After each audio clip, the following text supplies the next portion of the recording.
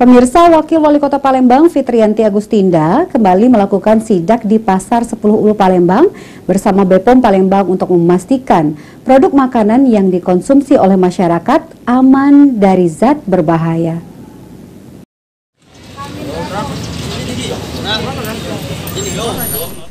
Wakil Wali Kota Palembang Fitriyanti Agustinda bersama Balai Besar Pengawasan Obat dan Makanan kembali melakukan inspeksi mendadak ke pasar tradisional Pasar 10 Ulu Palembang pada Selasa pagi. Dalam sidak kali ini, Fitri memastikan jika produk makanan yang dijual di Pasar 10 Ulu Palembang aman dari zat berbahaya. Fitriyanti mengatakan jika bulan kemarin melakukan sidak di Pasar 10 Ulu ini masih ada terasi yang menggunakan zat berbahaya, namun di hari ini 28 sampel makanan mulai dari tahu, mie, terasi, dan lain sebagainya dipastikan aman dari zat berbahaya. Fitri juga berharap agar pedagang konsisten menjual barang yang tidak mengandung zat berbahaya.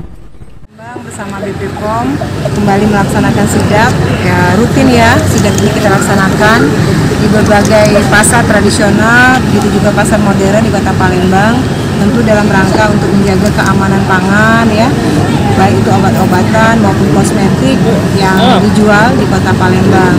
Harapan saya dengan pelaksanaan atau kerjasama pemerintah Kota Palembang bersama BPOM, sehingga kondisi Kota Palembang terutama pangan ya, siap saji atau juga obat-obatan dan juga kosmetik itu harus relatif aman dijual Kota Palembang.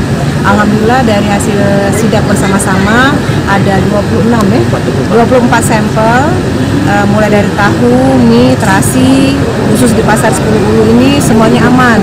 Kalau beberapa bulan yang lalu ya Bu ya, kita pernah melaksanakan sidak, kita masih menemukan tahu yang terasi rodamin B ya. Tapi kalau sekarang ini semuanya sudah kita cek, semuanya aman.